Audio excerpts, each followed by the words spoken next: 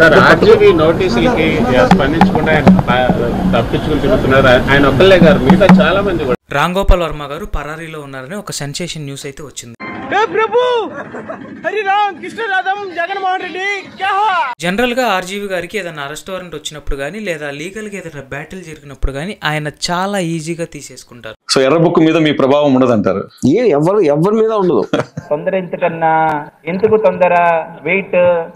ఎర్ర బుక్ లో ఎవరి పేరు రాసినా పేరు చెప్పమానండి, వాళ్ళు ఏం చేస్తారో నేను కూడా చూస్తాను. డైలాగులు చెప్పడం కాదు రాయ్, చెప్పిన దాని మీద నిలబడాలి, నిలబడి చూపించాలి. ఆయన ఇలాంటివి ఎంత సింపుల్ గా తీసుకుంటాడంటే ట్విట్టర్ లో పోస్ట్ పెడతారు లేదా లైవ్ లో ప్రెస్ మీట్ పెట్టి ఈజీగా సాల్వ్ చేస్తారు.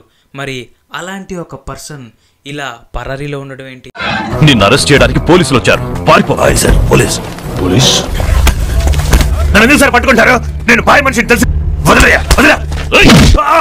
అసలు ఆర్జీవీ గారి మీద ఏం కేసు ఫైల్ అయింది, ఆయన పారిపోయేంతగా ఏం చేశాడు, అండ్ ఎప్పుడు ఈజీగా తీసుకునే అతను ఈసారి ఎందుకు సీరియస్గా తీసుకున్నాడు, ఈ రోజు మనం ఈ వీడియోలో పూర్తిగా తెలుసుకుందాం. అంతకన్నా ముందు మన ఈ ఛానల్లో real incidents and current topics మీద వీడియోస్ అయితే చేయడం జరుగుతుంది.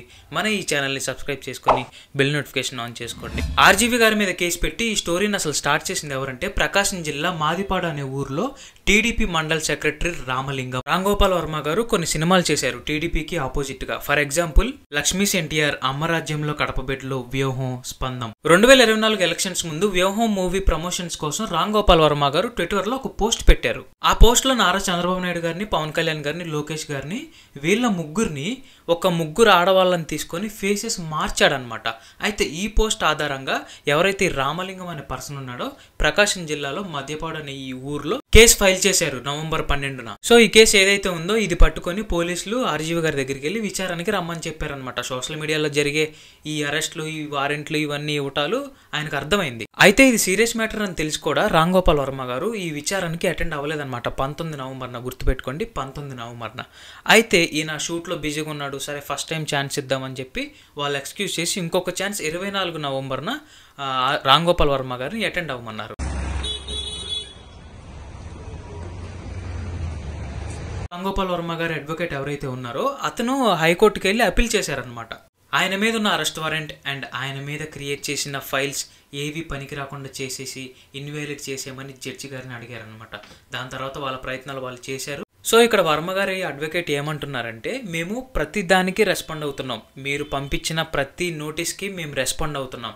సో ఇప్పుడు వర్మ గారు షూటింగ్లో బిజీగా ఉన్నారు, సో ఆయన ఆన్లైన్ ద్వారా మీ విచారణకి రెస్పాండ్ అవుతాడు అని పోలీసులకి అడ్వకేట్ చెప్తుంటే పోలీసులు ఏమాత్రం తగ్గట్లేదు. షెడ్యూల్ కుదరట్లేదు కాబట్టి మేము మళ్ళీ ఒక రిప్లై నోటీస్ అనేది ఇవ్వడం జరిగింది. ఇప్పుడు రిప్లై నోటీస్, ఆ రిప్లై నోటీస్లో మేము కొన్ని పొందుపరచడం కూడా జరిగింది. ఖచ్చితంగా ఫేస్ టు ఫేస్ మాట్లాడాల్సిందే, దీన్ని ఖచ్చితంగా సాల్వ్ చేయాల్సిందే అని వాళ్ళు కూర్చున్నారు. అయితే మన ఏపీ మాజీ సీఎం వైఎస్ జగన్మోహన్ రెడ్డి గారు కూడా దీనికి రెస్పాండ్ అయ్యారనమాట. గోపాల్ వర్మ చేసిన సినిమాకు సెన్సార్ బోర్డు అప్రూవల్ ఉంది. సెన్సార్ బోర్డు అప్రూవల్ వచ్చింది. అప్రూవల్ వచ్చినాకనే రిలీజ్ చేసినాడు.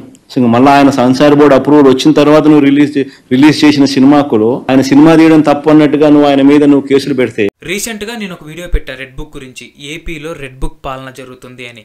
అండ్ ఈ రెడ్ బుక్ లో ఉన్న పేర్లే అనమాట ఇవి. ఈ రెడ్ బుక్ పాలన అంటే ఏంటి మీకు తెలియదు కదా, మన ఛానల్లో పూర్తి వీడియో ఉంది, వెళ్ళి చూసేయండి. పాయింట్ కి వస్తే జోగి రమేష్ గారి కొడుకు జోగి రాజీవ్ గారి నుంచి మొదలైంది ఈ స్టోరీ. ఈ రెడ్ బుక్ లో ఎవరైతే పేర్లు ఉన్నాయో స్టార్టింగ్ పేరు ఎంతో మొదలయ్యి ఇప్పుడు మన శ్రీరెడ్డి అండ్ మన పోసాని మురళీకృష్ణ గారితో సహా ఇప్పుడు అరెస్ట్ వారెంట్లు వెళ్తున్నాయి. సో ఇప్పుడు మన ఆర్జీవీ గారికి కూడా వెళ్ళటం జరిగింది. సో ఫైనల్లీ ఏపీలో రెడ్ బుక్ ఆధారంగా ఎవరైతే సోషల్ మీడియాలో దుర్భాష మాట్లాడుతున్నారో వాళ్ళ మీద కేసు ఫైల్ చేసి అరెస్ట్ వారెంట్లో పంపిస్తున్నారు.